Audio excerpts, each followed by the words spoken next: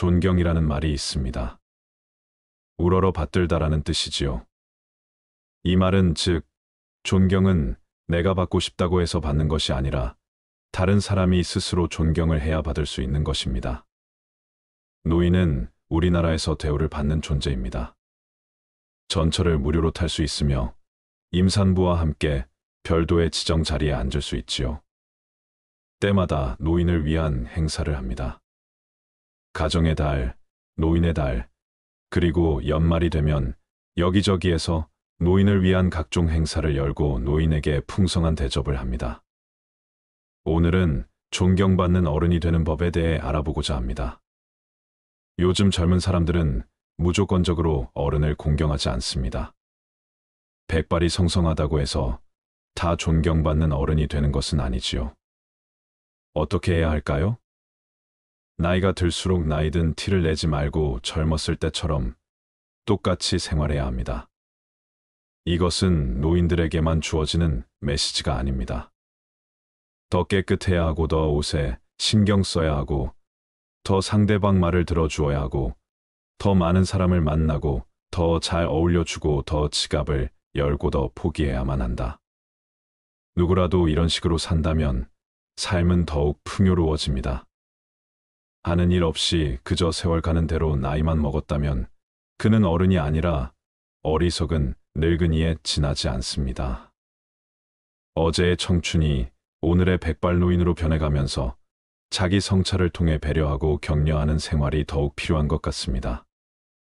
사람이 나이 들어 철이 난다는 것은 그릇된 행동을 더 이상 보이지 않는다는 뜻입니다. 늙을수록 유행에 뒤떨어지지 말아야 한다고 생각하며 옷을 입으시는 분, 비싼 구두, 비싼 넥타이, 비싼 보석, 비싼 차를 갖고 쓰고 먹어야 늙은이 대접을 받는다고 생각하시면서 그렇게 사시는 분, 또 그렇게 살지 못해 안타까워하는 사람들이 있습니다. 요새 젊은 놈들은 하면서 욕설을 뱉으시는 노인, 옛날에 우리 자랄 때는 하면서 어렵게 살던 일들을 줄줄이 나열하는 사람, 내가 옛날에 무엇을 했던 사람인 줄 아느냐 하면서 목에 힘을 주는 사람, 몸에 좋고 특히 정력에 좋다면 가리는 것 없이 아무거나 찾아 드시는 분들 등등. 이런 노인분들을 보면 어떤 생각이 드시나요? 늙은이로서 젊은이를 질책하면 안 됩니다. 부모로서 자식을 걱정하고 격려하는 부모가 되면 됩니다. 넉넉하고 윤택하지 않아도 삶이 그윽하고 만족스러워 무엇을 먹어도 무엇을 입어도 어디에 살아도 즐겁게 모든 사람과 모든 것을 고마워하며 살 수 있는 노인. 언제 삶이 끝날지도 모른다는 생각을 가끔 하면서 자신의 주변을 흐트러지지 않게 정리하시는 어른. 이런 노인이 진짜 존경받는 노인이 아닐까요? 존경받는 어른이 되려면 지켜야 할 10가지 수칙이 있습니다. 첫 번째, 경험을 버리고 경험을 취하라. 노인의 과거 경험이 가치 있지만 급변하는 요즘 사회에서는 현실과 괴리되어 소용없는 경우가 있습니다. 오려 과거의 경험이 족쇄가 되어 발전에 걸림돌이 되는 경우도 있습니다. 따라서 젊은이의 경험을 과감하게 받아들이고 수용해야 합니다. 그들이 알아서 잘할 수 있을 것이라는 신뢰가 필요합니다. 젊은 세대를 비판하는 대신에 웃음으로 대화를 이어가는 것이 중요합니다. 인자한 웃음은 젊은 세대와의 소통을 돕고 존경받는 어른이 될 수 있게 합니다. 두 번째, 불평불만을 하지 않는 것입니다. 어른이 되어 마음에 안 든다고 내뱉는 불평은 아랫사람에게 선물이 아닌 배설물일 뿐입니다. 요새 젊은 놈들은 이라고 하면서 욕설을 뱉으시는 노인. 옛날, 나 때는 말이야라고 혼자만 힘든 삶을 살아오신 분들. 내가 누군지 알아? 내가 옛날에는 이라고 목에 핏대 세우시는 분들. 젊은이들에게 보상을 받으려고 그렇게 행동하셨나요? 책임감 없이 분풀이를 하기보다는 격려를 해주세요. 나 자신도 젊은 힘든 시기에 그런 말이 듣고 싶지는 않았나요? 마음은 비우고 감정은 채우세요. 마음을 비우는 것은 욕심을 버리는 것이며 감정을 채우는 것은 삶을 즐기는 것입니다. 그저 감사하세요. 칭찬과 격려의 말을 놓치지 마세요. 세 번째, 유익한 것은 남주고 유용한 것을 선택하라. 늙으면 내게 이익이 되어 부유하게 해주는 것보다 내게 쓸모가 있고 나를 편하게 해주는 것이 좋습니다. 이렇게 여러 가지 방법을 통해 노후에 존경받는 어른이 될 수 있습니다. 사람은 나이가 들어감에 따라 자신을 돌아보는 시각을 가지고 살아가야 합니다. 외모뿐 아니라 내면도 깨끗이 가꾸고 긍정적이고 품위 있는 모습을 유지해야 합니다. 양보하세요. 감사하며 칭찬과 격려의 말을 놓치지 말아야 합니다. 스스로 할 수 있는 젊은이가 되도록 양보의 미덕을 보여주는 것이 중요합니다. 네 번째, 잘났어도 못난 척하는 것입니다. 정말 존경받을 만한 분들은 잘났어도 못난 척하며 주변에서 오히려 칭찬하며 알아줍니다. 고집스럽고 깐깐할 것이 아니라 언제나 관대함과 겸손함으로 찾아오는 사람들을 따뜻히 대합니다. 잘나면 얼마나 잘났겠습니까? 겸손 이상의 미덕은 없습니다. 다섯 번째, 알아도 모른 척하는 것입니다. 세상은 넓고 인재는 넘쳐납니다. 나보다 못한 사람이 얼마나 될까요? 어떤 사람과 대화를 할 때 그것을 알아도 모른 척하며 관심을 가지는 방법은 대화의 가장 좋은 방법입니다. 젊은 사람들이 생각하길 어른들은 꽉 막혀 있고 대화가 통하지 않는다, 자기 주장만 강하다 라는 이야기를 가장 많이 합니다. 대화의 시작은 경청으로부터 시작되며 알아도 모른 척 다가가는 것은 가장 좋은 경청하는 법입니다. 그래야 얻는 것이 많이 있게 되는 것이지요. 여섯 번째, 있어도 없는 척 하는 것입니다. 돈이라는 게 가장 민감하며 예민한 존재라는 것은 너무 잘 아실 거라 생각합니다. 이 나이에 있으면 얼마나 있겠습니까? 세상이 넓은 만큼 부자도 많습니다. 그러나 너무 궁한 모습은 보이지 않으셔야 합니다. 짠돌이 중에서 존경받는 인물은 없다고 합니다. 지갑을 열고 돈 내기에 망설이지 마세요. 경제활동이 멈춰진 노후에도 돈이 있어야만 풍요로운 삶을 살 수 있습니다. 이 시대의 돈의 역할은 인간과의 소통, 사랑, 관심의 표현입니다. 돈 없다고 화내는 노인이 되지 말고 소통과 관계 유지에 힘써야 합니다. 일곱 번째, 젊은 세대의 가치관을 비판하지 않는 것입니다. 젊은 세대의 생각과 사상을 비판해서는 안 됩니다. 젊은이들은 그들 나름의 세계가 있습니다. 그 가치관을 솔직히 인정할 수 있을 때 그들과의 소통이 된다는 사실을 알아야 할 것입니다. 똑같은 고통이 있더라도 현재 나의 고통이 제일 아픕니다. 시간이 지나서 그 일을 농담처럼 웃을 수 있으며 비판할 수 있지만 그들에게도 우리와 다른 세상을 인정해야 합니다. 젊은 이들에게 사생활은 묻지도 따지지도 마세요. 그들의 사생활은 그들만의 것이며 불필요한 간섭은 절대 금물입니다. 여덟 번째, 고집 부리지 않는 것입니다. 고집을 부릴 때는 부려야 합니다. 노인이 고집을 세워 자신의 논리로만 일관한다면 젊은이들과 소통이 이루어질 수는 없습니다. 고집은 한낱 우둔한 늙은이의 변명으로 밖에 들리지 않을 것입니다. 내가 듣는 것을 막는데 오고 가는 소통은 이루어질 수 없습니다. 아홉 번째, 상대방을 존중하며 인격적으로 대하는 것입니다. 나이 든 것은 자랑이 아닙니다. 소통이란 내가 듣고 싶은 대답을 상대방이 하게 만드는 것이 아닙니다.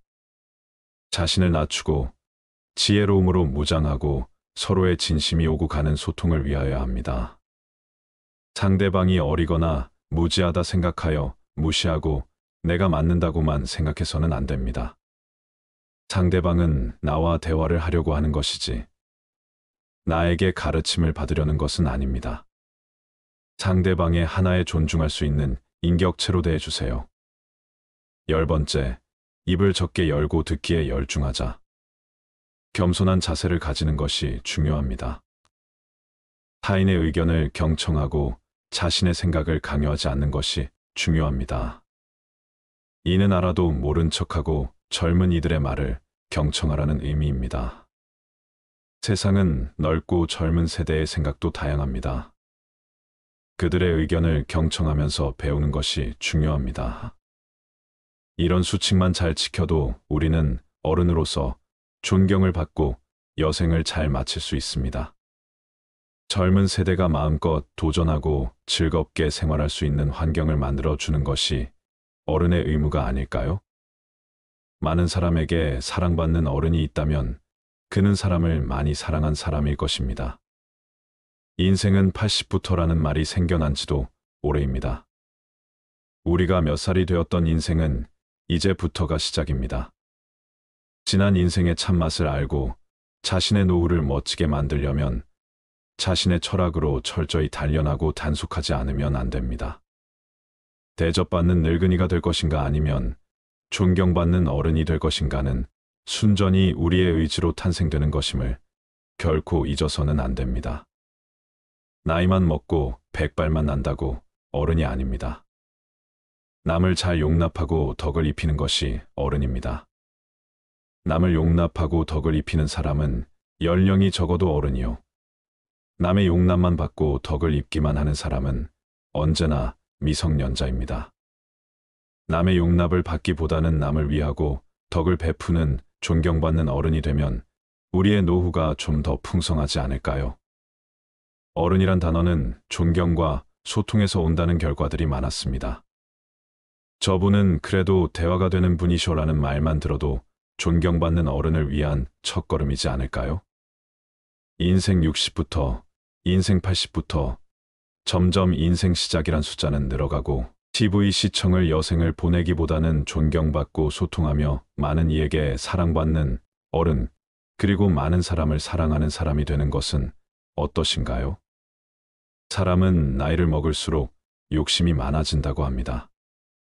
저는 그렇게 생각하기보다는 사람은 나이를 먹을수록 외로워지는 것 같습니다.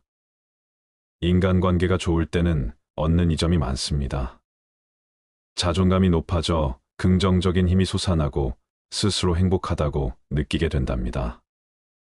주변에 내게 힘이 되어주는 사람이 많다고 느낄 때 이러한 긍정적인 힘은 더욱 강해집니다.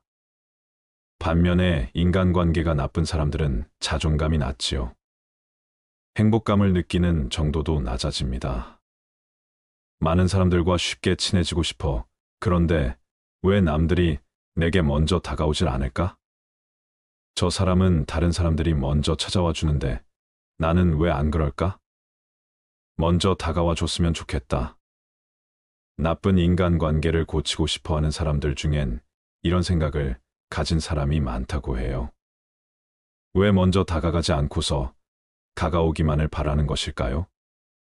오늘은 좋은 대인관계를 맺기 위한 노하우 몇 가지 말씀드리고자 합니다. 고교 대인관계에 어려움을 겪거나 가족, 친구, 지인들과 불편한 관계라면 자신을 돌아볼 수 있는 시간을 가져보시기 바랍니다. 먼저 부처님이 말씀하신 좋은 인간관계를 위해 갖춰야 덕목 7가지 말씀드릴게요. 석가모니 부처님은 돈이 없어도 남에게 줄 수 있는 7가지가 있다고 했다. 어느 날 가난하고 되는 일이 없던 이가 석가모니를 찾아가 호소했다. 저는 하는 일마다 되는 게 없는데 무슨 이유입니까? 그건 내가 남에게 베풀지 않았기 때문이다. 저는 아무것도 가진 게 없는 빈털터리입니다. 제가 남에게 뭘 줄 수 있단 말입니까? 석가모니가 말했다. 아니, 그렇지 않다. 재산이 없어도 누구나 남에게 줄 수 있는 게 7가지는 있다. 첫 번째, 얼굴에 화색을 띠고 부드럽고 정다운 얼굴로 남을 대하는 것이다. 좋은 인상은 복을 부른다. 걸핏하면 짜증내고 그 감정을 외부에 쏟아내는 사람을 좋아할 사람은 없다. 웃는 얼굴에 욕하기 어려운 법이다. 두 번째, 말로도 남에게 베풀 수 있다. 자랑, 칭찬, 위로, 격려, 양보 등 상대의 마음을 어루만지는 부드러운 말이 그것이다. 말은 돈 드는 것도 아닌데 유난히 인색한 사람이 많다. 좋은 말은 아낄 필요가 없다. 세 번째, 마음의 문을 열고 따뜻한 마음을 주는 것이다. 진심의 가치가 무시당하기 쉬운 시대지만 그래도 사람의 마음을 움직이는 건 진정성 있는 따뜻한 마음이다. 사람들은 상대가 나를 진심으로 생각한다고 여길 때 비로소 마음의 문을 연다. 네 번째, 호의를 담은 눈으로 상대를 바라보면 무언가를 베풀 수 있다. 눈은 마음의 창이다. 사특한 마음을 품고 바라보며 그 특유의 탁한 기운이 눈빛에 서려 있다. 그런 건 말하지 않아도 상대가 눈치채기 마련이다. 항상 선의를 가지고 남을 대해야 한다. 다섯 번째, 몸으로 남을 도와주는 것을 말한다. 무거운 짐을 들고 가는 일을 외면하지 않고 다 같이 청소하더라도 적극적으로 자신이 먼저 하면 복이 온다. 당장 보상이 없어도 이런 태도를 하늘이 꼭 기억해 중요한 순간에 기회를 준다.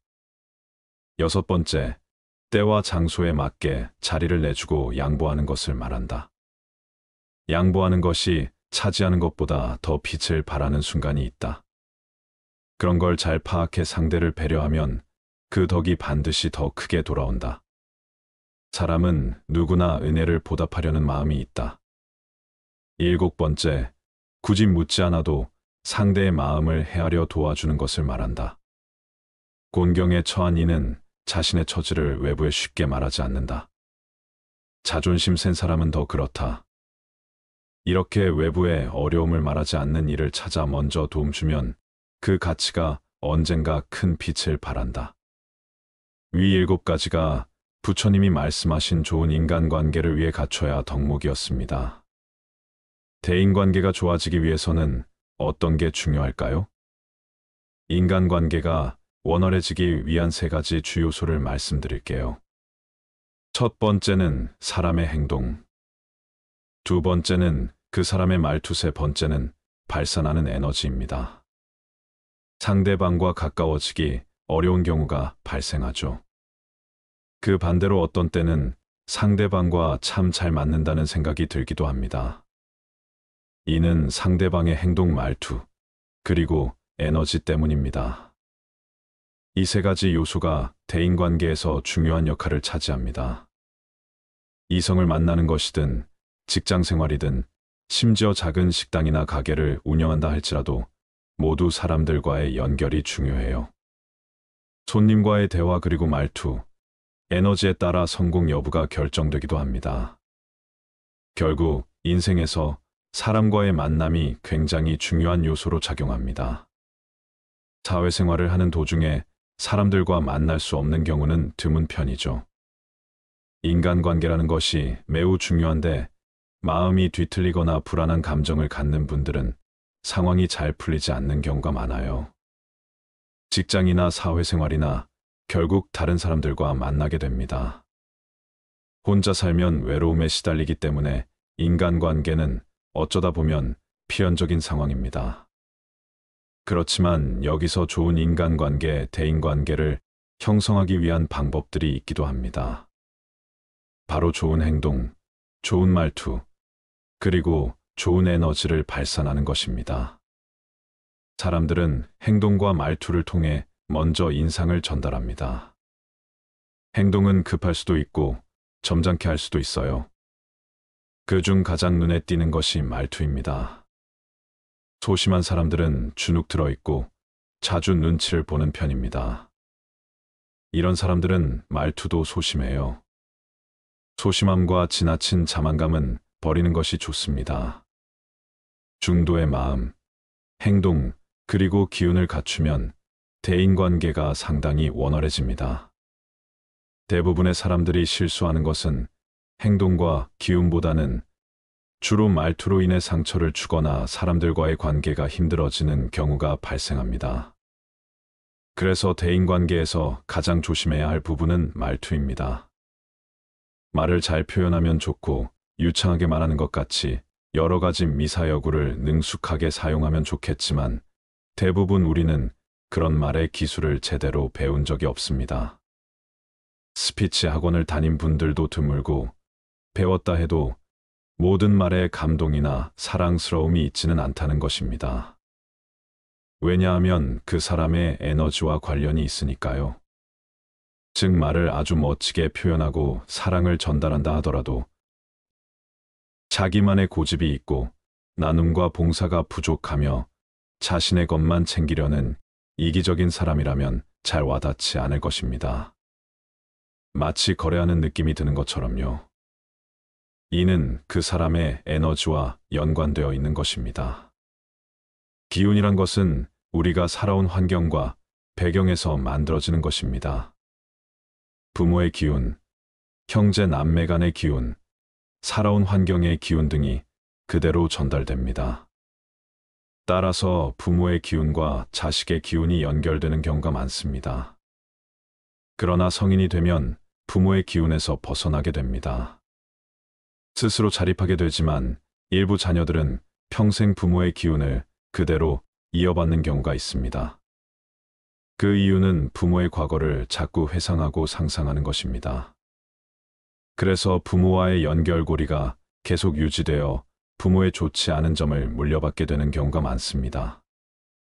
이 점을 조심해야 합니다. 성인이 된 20살 이후부터는 부모와 별개라는 철학으로 살아가야 합니다. 부모가 돈이 있을지라도 부모로부터 혜택을 받겠다는 생각을 하면 부모와의 연결고리는 점점 강해집니다. 부모님이 주시면 감사한 것이고 기부 등으로 복을 주신다면 그건 역시 감사하게 여기세요. 행운이 돌아오리라 믿어야 합니다. 성인이 되면 부모에게 무엇을 바라지 않아야 합니다. 부모님에 대한 기대도 자제해야 하며 부모 역시 자식에게 바라지 않아야 합니다. 그때부터는 각자 독립된 사람이 되어야 합니다. 그래야 서로 가장 기본적인 부모-자식 관계로서 성장하고 발전할 수 있습니다.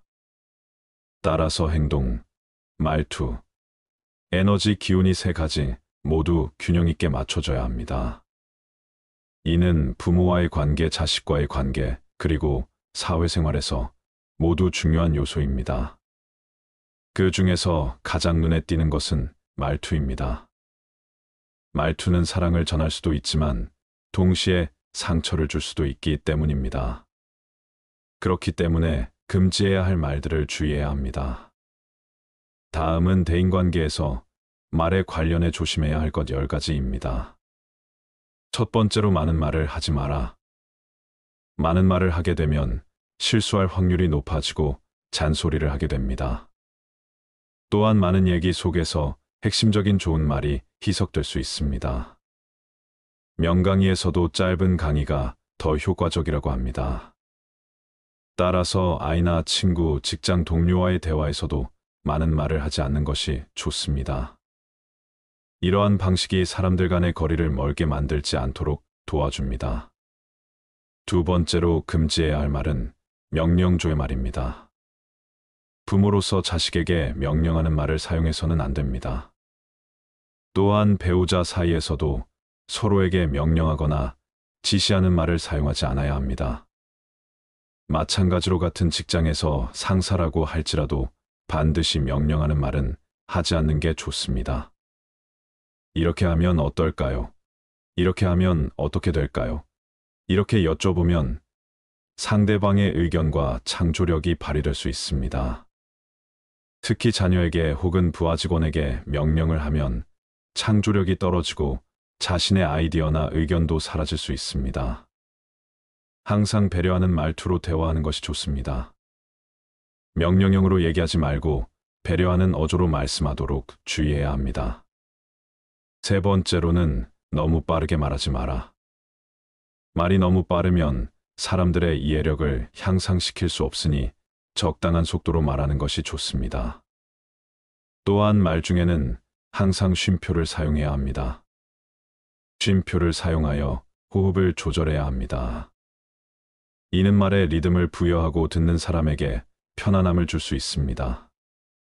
네 번째로는 말을 너무 느리게 하는 것 역시 피해야 합니다. 너무 느리게 말하면 상대방은 답답해할 수 있으며 상황에 따라 오랜 시간 동안 계속해서 이야기를 들어주기 어렵습니다. 그래서 적당한 속도로 말하는 것이 좋습니다. 적절한 속도를 유지하여 대화에 참여하는 것이 좋습니다. 다섯 번째로는 너무 큰 소리로 말하지 않아야 합니다. 큰 소리로 말하면 상대방의 귀에는 들리기 쉬울지라도 그것이 상대방에게 부담이 될 수 있습니다.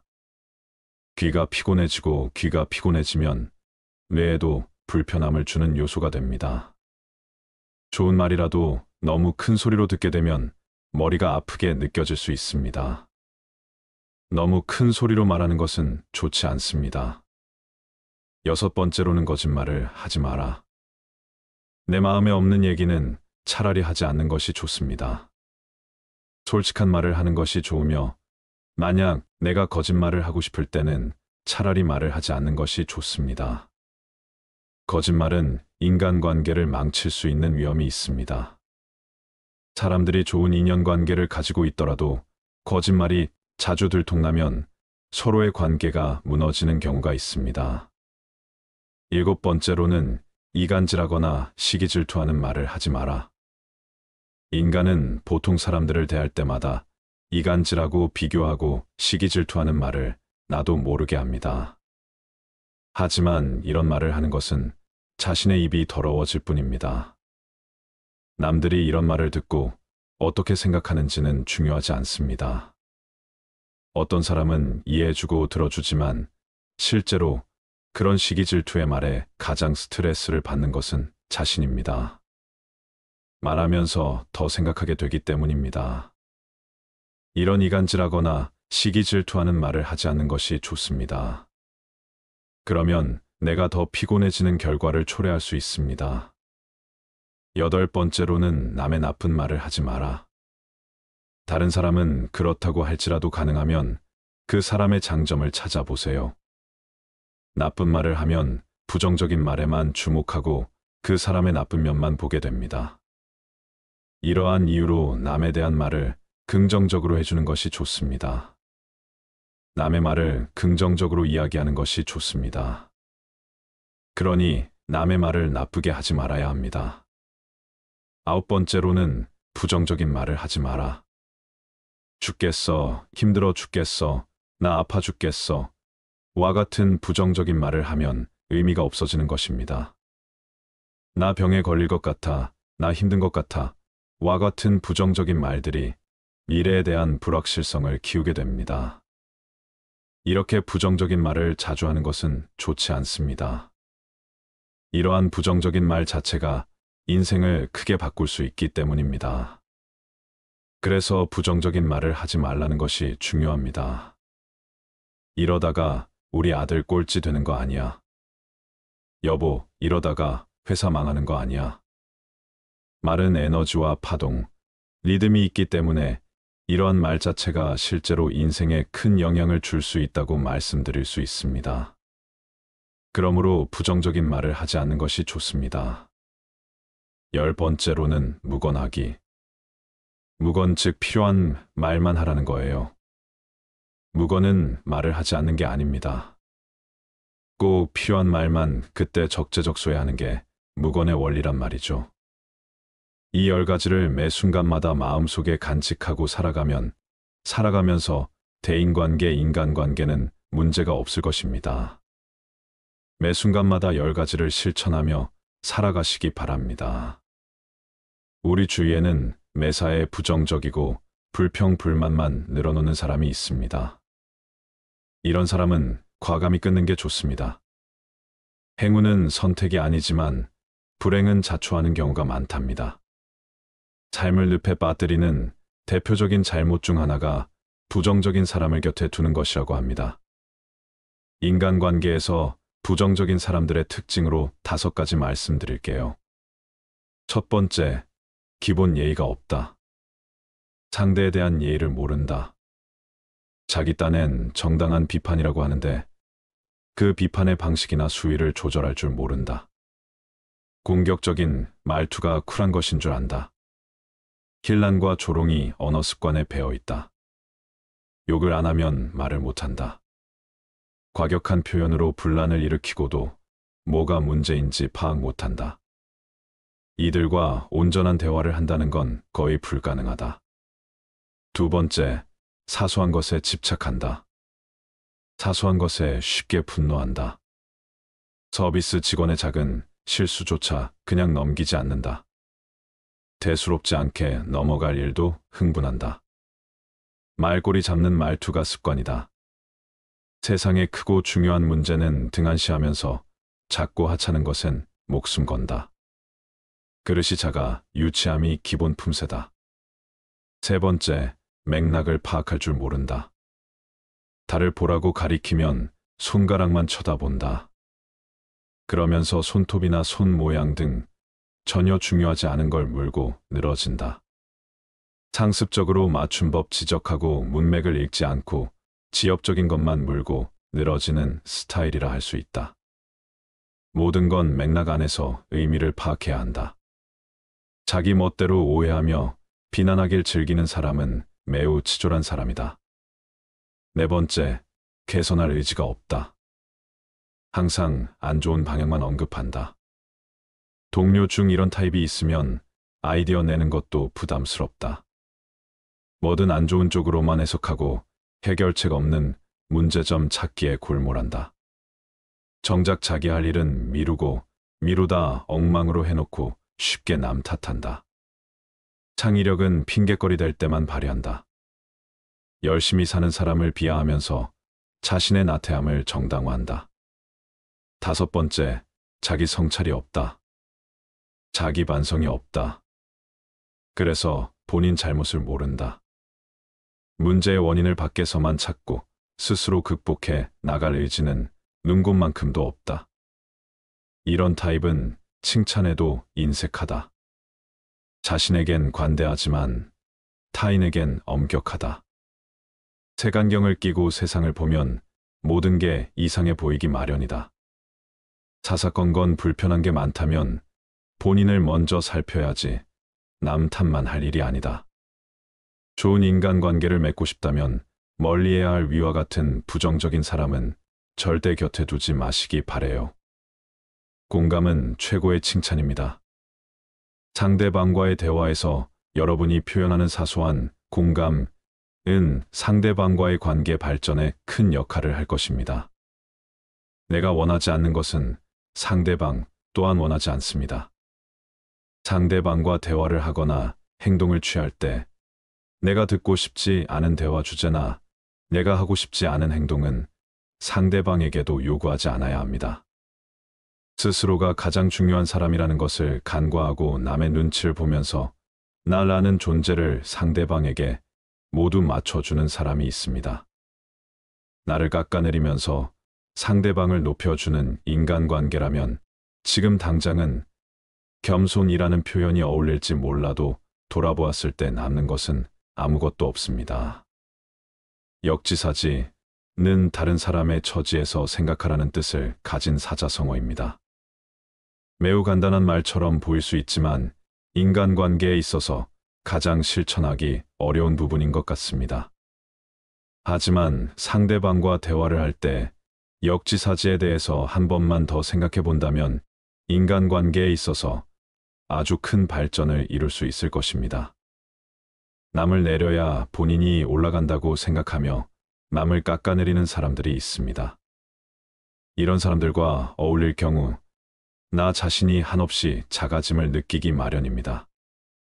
어느 누구도 나를 열등하게 만들 권리가 없다는 것을 명심하시기 바랍니다.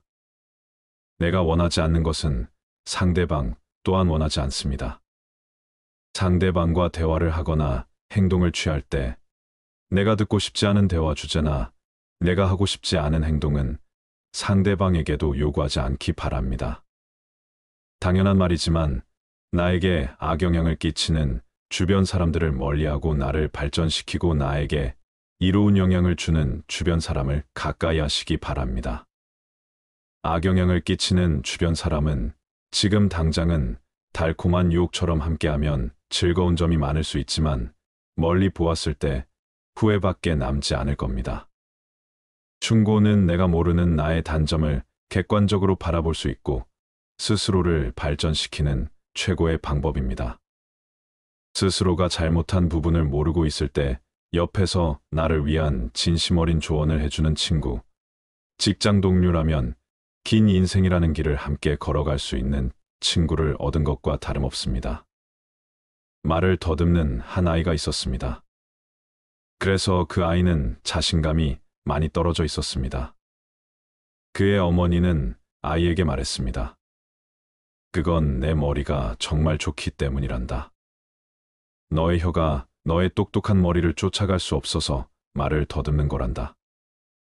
라고 일러주며 용기를 북돋아 주었습니다. 그 아이는 커서 세계적인 기업의 CEO인 잭 웰치가 되었습니다. 어머니의 칭찬이 없었다면 세계적인 인물이 될 수 없었을 것입니다. 칭찬은 한 사람을 바꾸는 큰 힘을 가진 단어입니다. 내가 성공하고자 한다면 나와 함께 험난할 길을 싸워줄 친구가 있어야 하는데 쉬우면서도 어려운 칭찬 한마디에 평생을 함께 걸어가 줄 친구가 생기는 것입니다. 현재 여러분의 주변에 있는 많은 사람들에게 칭찬을 해보는 건 어떨까요? 우리 삶을 방해하는 두 가지 요소가 있다. 하나는 어느 것도 끝내지 않는 것이요. 다른 하나는 어느 것도 시작하지 않는 것이다. 남을 부러워하거나 질투하지 마라. 경계하지도 마라. 오로지 최상의 자신을 만들어가는 것에만 몰두하라. 다른 사람이 무엇을 하건 상관하지 말라. 오직 자신이 무엇을 하고 무엇을 하지 말아야 할지 자신의 일에 대해서만 집중하여 생각하라. 스스로의 마음을 다스려 온전히 한 곳으로 집중할 수 있다면 그 어떤 일이든 모두 해결할 수 있다. 남을 위해서가 아니라 너 자신의 행복을 위해 선을 베풀어라. 신의 지혜를 선물로 받아라. 내 눈과 마음을 새롭게 하여 선을 베푸는 그 자체에서 기쁨을 누리는 가장 행복한 사람이 되라. 모든 것은 마음가짐에 따라 이루어진다. 사악한 마음으로 말하거나 행동하면 괴로움은 그 사람을 따라다닌다. 반대로 깨끗한 마음으로 말하거나 행동하면 행복과 보람이 그 사람을 따라다닐 것이다. 부처님 말씀을 토대로 노년의 행복을 위하여 몸과 마음의 건강을 지키는 방법 6가지를 말씀드리겠습니다. 첫 번째, 노후에는 적게 먹어라. 음식이 아무리 맛이 있더라도 제 양을 초과하여 먹어서는 안 된다. 오직 기력을 도와 몸을 이롭게 하는 데에서 그칠 줄 알아야 한다. 수행자는 음식을 탐닉해서는 안 된다. 사람은 누구나 자신에게 부여된 음식의 양과 수명이 있다. 그러므로 자기의 몫이 아닌 음식과 수명을 탐내서는 안 된다. 탐한다 해서 자기의 몫이 아닌 것이 더 오지는 않는다. 음식을 탐하면 수명이 짧아진다. 자기 식복이 정해져 있기 때문이다. 음식에 대한 탐심을 많이 내어 이번 생 자신의 식복을 넘어서면 현생에 더 먹을 복이 없어지기 때문에 수명이 다할 수밖에 없는 것이다.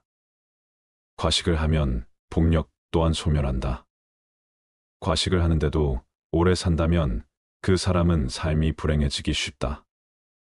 식복이 없는데 많이 먹으니 다른 폭력들이 식복을 대체하여 폭력이 줄어들다 보니 불행해진다는 것이다. 음식물 섭취를 줄이면 삶의 진행 과정을 늦출 수 있고 금욕으로 신체의 번식 전략을 생존 전략으로 전환시키면 장수할 수 있다는 것이다. 음식물 섭취를 줄이면 2배에서 4배까지 수명이 증가한다고 한다. 이후야 어찌되었든 과식은 수행자에게 여러모로 도움이 되지 않는다. 과식은 정신을 혼란하게 만들며 온갖 욕구와 번뇌를 불러일으키고 고요한 선정에 이르지 못하게 한다. 소식을 하면 몸도 마음도 경쾌하고 가벼워 쉽게 선정과 지혜를 얻을 수 있다. 두 번째, 술을 멀리하라. 술을 많이 마시면 몸과 마음이 가난해진다. 그러면서도 재물을 가벼이 여기고 사치를 좋아하여 집안을 망쳐 온갖 화를 부르게 된다. 또한 남들과 노름을 즐기고 다른 여색을 엿보게 된다. 술은 온갖 환난의 근본이요, 재앙의 근원이다. 술은 독 중의 독이요, 병 중에서도 고질병이다. 술은 날카로운 도끼 같아 착한 마음을 손상시키고 괴로움을 부른다. 술을 좋아하는 자는 부끄러움도 몰라 남의 경멸을 받게 된다. 그러므 술을 마실 때는 언제나 절제하는 마음을 가져야 한다. 술은 지혜의 종자를 끊고 어리석음의 결과를 불러온다고 한다. 사람의 정신을 휩쓸고 가는 것은 술만한 것이 없다. 술이야말로 재앙의 근원이고 환난의 근본이다. 과도한 술은 착한 마음을 손상시키고 괴로움을 부르며 경멸을 받게 된다. 술을 마실 때는 언제나 절제하는 마음을 가져야 한다. 사실 술 그 자체는 선도 악도 아니고 좋고 나쁠 것도 없다. 술이라는 것 자체에 어떤 좋거나 나쁜 변하지 않는 성품이 있는 것이 아니다. 그러니 술을 먹는 행위 그 자체를 가지고 좋거나 나쁘다고 단정 지을 수는 없는 것이다. 문제는 술에 있지 않고 사람에 있다. 잘못이 있다면 술 자체가 잘못이 아니라 그 술을 먹는 사람에게 있는 것이다. 술을 먹고 정신을 잃어버리거나 취한 정신으로 온갖 악행을 한다면 그것은 술이라는 경계에 휘둘리는 것이다. 술이라는 것도 하나의 경계에 불과하다. 경계의 그 자체는 언제나 좋고 나쁜 것이 아니다. 다만 경계를 받아들이는 사람에게 허물이 있을 뿐 술이라는 경계에 휘둘리지 않고 내 스스로 술이라는 대상의 마음을 빼앗기지 않으며 스스로 절제하고 다스릴 줄 아는 사람에게 술은 나쁜 것이라고 할 수 없다. 한두 잔의 술로서 인간관계를 가꾸어가며 술이라는 도구로서 삶의 윤활유로 삼을 수도 있지만 자칫 잘못하면 술이 인간을 망치는 도구가 될 수도 있는 것이다. 내 중심을 잡고 내 안의 주인공이 나를 이끌고 가야지 술이라는 경계가 나를 이끌고 가게 해서는 안 된다. 술이라는 경계에 휘둘리지 말라. 절제하며 게으르지 마라. 생활의 즐거움만을 쫓아 구하고 모든 감관을 보호하지 않으며 마음의 정도가 없고 겁이 많으면 악마는 마침내 그을 뒤엎는다. 바람이 약한 풀을 쓸어 넘기는 것처럼 생활의 즐거움만을 구하지 않고 모든 감관을 잘 지키며 먹고 마의 절도가 있고 항상 정진하여 믿음이 있으면 악마는 그를 뒤지 못한다. 생활은 조금 불편해야 좋은 것이라고 한다. 너무 편하면 게을러지고 자신의 빛을 잃을 수 있기 때문이다. 눈, 귀, 코, 혀, 몸을 가만히 내버려 두고 보호하지 않으면 이내 그 육신의 감각은 좋은 것만을 가리게 되고 욕망에 뒤덮인다. 그러면 나아가 먹고 마시는 일에 절제가 없어지고 몸은 게을러져 어떤 일도 스스로 해 나갈 수 없게 되며 나약해지고 겁이 많아지게 마련이다. 그랬을 때 그 나약한 마음의 틈을 타고 악한 생각이 들어오고 온갖 마장이 들끓게 된다. 모름지기 사람은 생활의 즐거움만을 구하지 않아 불편한 가운데 스스로 이겨낼 수 있는 힘과 지혜를 길러야 한다. 또한 먹고 마시는 일에 절제가 있으며 항상 끊임없이 노력하고 정진하여 마음의 틈을 만들지 말아야 한다. 악마는 그런 수행자를 뒤덮지 못한다. 세 번째, 마치 바람 앞에 우뚝 선 큰 산처럼 죽을 때 가지고 갈 수 있는 것을 위해 살아라. 아무리 건강한 몸이라도 질병에 시달리게 마련이며 젊음도 늙음으로 돌아가고 어떠한 목숨이라도 죽음 앞에 무너지게 마련이니 영원한 것은 자비로운 마음으로 정법을 닦는 것이다. 그러면 임종에 이르러 후회하지 않게 될 것이고 임종에 이르러 후회하지 않으면 집착이 없어 좋은 곳에 날 것이다. 생이 있는 모든 것은 반드시 사가 있게 마련이다.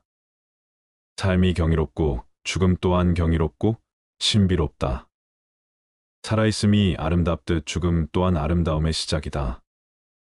죽음이 비참하고 괴롭고 어둡고 무서운 것이라는 생각이야말로 인간이 만들어낸 가장 큰 착각이다. 죽음은 또 다른 신비로운 세상으로의 여행이다. 언제나 미지로의 여행은 신비롭듯 다음 생으로의 여행 또한 신비롭고 설렌다. 물론 이번 생을 온갖 악행과 폭력과 화와 번뇌로 물들이며 악업을 쌓아온 사람에게 죽음은 괴로운 세상으로의 여행이 되겠지만, 선행과 자비와 사랑과 나눔과 깨어있음의 수행으로 한 생을 살아온 사람들에게 죽음은 설레고 행복한 새로운 탄생을 의미한다. 누구나 태어나면 죽고 건강하던 몸이 허약해지면 부귀영화도 사라지고 젊음도 늙음으로 돌아간다. 그러나 육신이 죽더라도 업력과 폭력과 수행력은 다음 생에 또 다른 새로운 나를 형성시켜 갈 것이다. 선업을 짓고 자비로서 복을 짓고 깨어있음에 수행을 행한 이는 임종에 이르러 후회하지 않을 것이고, 후회가 없고 집착이 없는 이는 반드시 좋은 곳에 날 것이다. 죽음을 준비하는 것은 곧 삶을 어떻게 살아갈 것인가를 준비하는 것이다. 웰다행이 곧 웰빙의 바탕이다. 지금 이 순간 임종이 닥친다면 후회가 없을 것인가? 업과 복과 수행 앞에서 부끄럽지 않을 수 있겠는가? 죽고 나서 가지고 갈 수 없는 것들에 목숨을 거는 어리석은 삶을 그만두라. 죽고 나서 가지고 갈 수 있는 것들이야말로 참되다. 죽음에 이르렀을 때에도 생사의 분별에 집착하지 않으면 평생을 쌓아온 업장이라 소멸할 수 있다.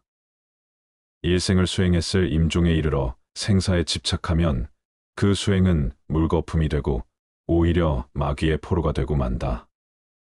지금이라도 본래 마음을 깨달으면 다시 번뇌에 물들지 않는다. 하루 중에도 잠자리에 들기 직전이 중요하다. 시끄러운 TV, 소음에 시달리다 잠에 들면 잠든 내내 소음이 꿈속까지 뒤따라와서 정신을 뒤흔들어 놓지만, 잠들기 직전 고요함 속에서 잠에 들면 밤새 고요함이 지켜진다. 가만히 잠들기 직전 무슨 생각을 하다 잠이 들었는지, 그리고 그 생각들과 꿈에는 어떤 연관이 있었는지를 떠올려 보라. 잠들기 직전의 생각이 온통 꿈속까지 휘젓고 다니며 단점을 방해하고 있음을 알아차리는 데는 그리 많은 노력이 필요하지 않다. 하루 중에 이처럼 잠드는 순간이 중요하듯 일평생 가운데는 죽는 순간이 중요하다. 아무리 일평생 수행을 잘했다 하더라도 죽는 순간 생에 집착하여 미련을 못 버린다면 그간의 모든 수행은 물거품이 되고 오히려 마귀의 포로가 되어 헤매고 말지만, 죽음에 이르러 생에 집착하지 않고 냉철한 깨어있음으로 죽음의 순간을 지켜본다면 일평생의 수행을 뛰어넘는 결과를 얻을 수도 있다. 죽는 순간 생사에 집착해 자유롭기 위해 사는 순간에도 끊임없이 생사의 집착을 놓아버리는 공부를 하는 것이다. 하루하루의 삶이 깨어있으며 집착을 버리고 욕망을 거스르며 온갖 번뇌를 놓아가는 쪽으로 비움과 수행의 삶을 사는 사람에게 죽음은 삶의 연장이다. 삶의 순간순간을 어떤 방식으로 살았느냐에 따라 죽는 순간을 어떻게 대처하느냐가 결정되어지기 때문이다. 올바른 웰빙이란 웰다잉과 다르지 않다. 웰다잉을 위해 죽는 순간에 공부를 위해 사는 순간, 생사에 집착 없이 올바로 죽는 연습을 하는 것이다. 생사를 비롯한 양극단의 모든 분별을 죽이는 것이야말로 참말로 잘 죽는 웰다잉이다. 네 번째, 더 이상 애쓰면서 살지 마라. 부모에게 받은 이 몸은 마치 시방에 허공을 입으로 불면 미진의 티끌이 있는 듯 없는 듯함 같으며 맑은 큰 바다에 거품이 흘러가면서 생겼다가 사라졌다함과 같다. 겉모습과 몸매와 외모가 중요한 세상, 이런 세상이야말로 이 세상이 얼마나 정신적인 타락의 길을 걷고 있는지를 증명해 주고 있다. 바깥에 보이는 것에 휘둘린다면 내면에 중요한 것은 뒷줄 신세를 면치 못한다. 몸의 실체는 어떠한가? 그것은 꿈과 같고 환술 같고 거품과 같고 그림자와 같고 티끌과 같다. 이런 몸을 무얼 그리 사랑하고 애착하는가? 그래서 옛 스승들은 이 몸을 똥주머니라는 똥만 잔뜩 넣어 가지고 다니는 똥주머니라고 했다. 똥주머니를 위해 무얼 그리 치장하고 내세우며 어여삐 여기는가? 몸 안의 온갖 내장이 기관들 똥오줌을 다 끄집어내 보면 얼마나 더럽고 흉측한 것인가. 그걸 다만 이 하얀 살결에 포장한 것에 지나지 않을 뿐이다. 살결에 포장한 것을 조금 잘했다고 예쁘다 하고 못했다고 못났다고 차별할 일이 무엇인가? 모두가 한낮 뜬 구름과 같고 바다에 뜬 거품과 같으며 꿈과 같고 그림자와 같은 것일 뿐이다. 다만 마음이 중요한 것이다. 몸을 중요시 여기는 그 마음이 우리 몸을 더욱 더럽히고 욕되게 만든다. 몸에 얽매이고 집착할수록 정신은 공허하게 총기를 잃고 만다. 그러니 몸 형상 모습 생김새를 탓하지 말고 또 얽매이지도 말자. 몸을 이제 그만 놔둬라. 5번째, 부모님을 잘 섬기고 부모님께 효도하라. 부모님 공경이 곧 부처님 공경이다. 부모님은 나를 낳아서 나로 하여금 도를 배우게 하심으로 모든 남자는 나의 아버지이며 모든 여인은 나의 어머니로 알아라.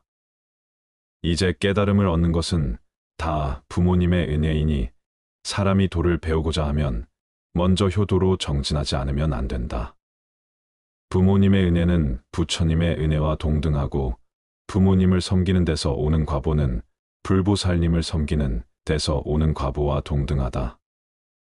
부모님께 효도를 베푼다면 이 세상의 모든 선행에 으뜸이 된다.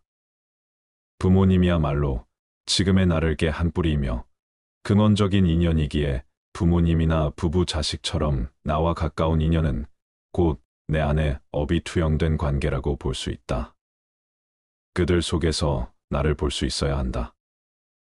그들과 나와의 관계는 곧 내 안의 업을 녹이는 공부이고 나 자신을 성장시켜가는 마음, 공부의 생생한 현장이다. 업장 소멸에 열린 장이 바로 가족이며 부모다. 그렇기에 부모에 대한 효도야말로 우주적인 순리를 따르는 수행이 자비의 시작이다. 부모님과의 관계가 바르지 못하다면 그 첫 단추가 사회생활의 모든 단추를 흐트러지게 만든다. 가족과의 관계, 그 기초 위에서 모든 타인들과의 인연이 성숙되어 가는 것이다. 특히 효도는 모든 자비와 지혜의 첫 단추와 같다. 그래서 부모님을 공경하는 것은 곧 부처님을 공경하는 것과 같다고 하는 것이다. 부모님처럼 가장 가까운 인연을 소중하게 간직할 수 있어야 한다. 가장 가까운 인연이야말로 내 업의 나눔이니 부모님과의 관계가 껄끄럽고 아름답지 못하다면 그것은 부모님과의 닦아야 할 업이 많은 연유이다. 부모님을 잘 섬기고 부모님께 효도하라. 그것이 업장 소멸에 매우 빠른 길이고 모든 공덕이 그로 인해 시작된다. 어리석은 범부들은 나를 나라고 보아 나에 집착한다. 그러나 필경에는 나도 없고 내 것도 없나니 나를 비우고 내 것이라는 생각도 비워야 한다. 법이란 생각을 일으키면 마와 법이 생기고 법이란 생각이 사라지면 나와 법도 사라진다. 내 자식이다, 내 재산이다 하면서 어리석은 사람은 괴로워한다. 사실 내 몸도 나의 것이 아닌데 어찌 자식이나 재산이 나의 것일 수 있겠는가? 내 자식이다, 내 재산이다, 내 생각이다, 내 것이다 하는 것은 다 어리석은 생각이다. 나도 내가 아닌데 내 몸도 이번 한 생 잠시 쓰고 나면 이 우주에 돌려주어야 하는데 하물며 내 소유를 어찌 내 것이라고 할 수 있겠는가? 잠시 빌렸을 뿐이다. 내 몸도 우주법계에서 잠시 빌어다 쓰는 것이고 내 소유도 잠시 법계에서 빌어다 쓸 뿐이다. 그러니 집착할 것이 없다. 내 몸도 이 우주에서 품어낸 온갖 음식을 잠시 빌려 유지하고 있을 뿐이고 내 생각도 이 세상의 수많은 생각들을 인연 따라 잠시 채용하여 내 식대로 조합해 쓰고 있을 뿐이며 내 자식도 우주적인 법계의 인연과 업의 법칙에 따라 잠깐 부모의 몸을 빌어 나왔을 뿐이다. 세상 모든 것들이 이처럼 다른 모든 존재들 의지하여 다만 잠시 그 모습을 취하고 있을 뿐이다. 세상 모든 존재는 우주의 것이며 다른 모든 존재들의 것이다. 여섯 번째, 유산을 남겨주기 위해 자신의 귀중한 생애를 다 쓰지 마라. 내가 곧 이 우주이며 또한 나는 이 우주의 모든 존재들과 긴밀하게 연결되어 있다. 그러니 어찌 내가 누구를 가지고 내가 무엇을 집착하고 누가 무엇을 소유할 수 있겠는가? 온 우주는 전체에 의해 존재하며 전체에 의해 소유되고 있는 것이다. 그런 신성한 우주적인 것에 내 것이라는 울타리를 치면서부터 우리는 우주로부터 진리로부터 외면받고 있다. 내 것이란 울타리를 걷어내면 모든 것이 그대로 있을 곳에 있고 제자리를 찾는다. 내 것을 만들면 세계가 나뉘어 시끄럽지만 내 것을 걷어내면 세계도 나도 나뉘지 않아 고요하다. 유산을 남겨주기 위해 자신의 귀중한 생애를 다 쓰지 마라. 많은 사람들이 재물을 얻는데 더 많은 힘을 기울인다. 우리들 이웃을 보면 저마다 돈벌이에 바빠서 개미처럼 동으로 뛰고 서로 뛰고 급하게 서두르고 악착 같다. 돈 아니면 거들 떠보지 않는 상태로 자신을 방치해 버리기도 한다. 사람들은 돈을 벌면 대부분 쌓아두거나 모은 돈을 통해서 더 큰 돈을 벌 생각을 한다. 그리고 그렇게 힘들게 번 돈조차 기꺼이 써버리고 만다. 다행히 어떤 사람이 생애를 무사히 마칠 때까지 별탈 없이 돈을 엄청나게 벌었다 치자 그동안 그가 땀을 쓴 보람으로 남은 것은 단지 황금 덩어리일 뿐 이제 귀중한 세월은 다 써버리고 말았다. 남은 그 황금 덩어리를 남에게 물려줄 일만 남은 것이다. 그런 생애가 혹시 남 보기에는 호화롭고 멋지게 보일지 모르지만 그는 사실상 인생을 잃기 위해 돈을 벌었으며 남에게 빼앗기기 위해 돈을 번 것이나 마찬가지다. 돈을 벌어서 써보지도 못하고 유산으로 남겨주기 위해 귀중한 인생을 낭비했다. 그는 참으로 허망한 일을 했으며 잊힌 생애를 살았다고 말할 수밖에 없다. 평생을 의식주의 호화호식 위에 악전고투를 하며 사는 것처럼 어리석은 일은 없다. 더구나 대체로 대한 유산을 물려받은 사람들은 순식간에 재산을 탕진하는 일들을 주위에서 흔히 보아왔다. 그렇다면 그는 자신의 인생도 돈을 위해 망치고 유산을 물려준 자녀까지 망치는 일을 자행해온 셈이 된다. 명예는 보배롭고 명성은 탐나는 것이지만 그것은 소수의 비범한 자에게만 허용되는 왕관이다. 그리고 그것은 돈으로도 살 수 없는 값진 것이다. 그러나 사람들은 명예의 월계관보다 재물을 더 선택하고 있다. 과연 돈이 많으면 남들이 떠받들 것이다라는 말이 사실이며 그것이 과연 행복을 가져다 줄 것인지는 의문이다. 모두가 그토록 바라던 순간은 바로 지금이다. 비록 100년을 살지라도 마음이 어리석다면 고요한 마음으로 하루를 사는 것만 못하다. 비록 100년을 산다고 하더라도 마음이 어리석고 탐욕스럽고 성냄을 일으킨다면 차라리 고요하게 그 마음을 비추며 한순간을 보내는 것보다 못하다. 살면서 탐내고 어리석음을 지으면 그것이 다 번뇌가 되고 업이 되어 윤회의 수레바퀴만 더욱 길어지게 만들 뿐이지만 고요하게 그 마음 비추며 한순간을 보낸다면 억겁의 윤회를 쉬게 할 것이기 때문이다. 한순간을 살더라도 고요한 마음으로 마음을 비추며 영상 속에서 산다면 어리석은 마음으로 100년, 1000년을 사는 것에 비할 수 없는 공덕이 생긴다. 어리석은 세월은 날이 갈수록 업장만 늘리게 되지만 고요한 한순간의 명상은 업을 소멸하고 지혜를 움트게 한다. 시간이란 환상일 뿐이다. 아무리 오랜 시간일지라도 단 한순간의 평화와 맞바꿀 수 없다. 지금은 바쁘고 정신이 없으니 나중에 기도하겠다는 사람, 지금은 삶이 버거우니 노후가 되어 조용할 때 수행하겠다는 사람, 지금은 돈이 많지 않으니 훗날 돈을 많이 벌게 되면 그때 가서 보시하겠다는 사람, 그들은 100년, 1000년보다도 더 소중한 지금 이 순간이라는 인생의 클라이막스를 놓치고 있는 것이다. 지금 행하지 않으면 더 이상 시간은 없다. 지금까지 우리는 100년, 1000년을 뒤로 미루며 지금까지 오지 않았는가. 그렇게 찾아오던 최상의 때는 바로 지금이며 최고의 장소는 바로 여기이다. 수행에서는 한순간도 버릴 것이 없다. 한순간이라도 마음을 고요히 하고 비추어 보라. 찬란한 지금 이 순간을. 부처님 말씀을 토대로 노년의 행복을 위하여 몸과 마음의 건강을 지키는 방법을 말씀드렸습니다.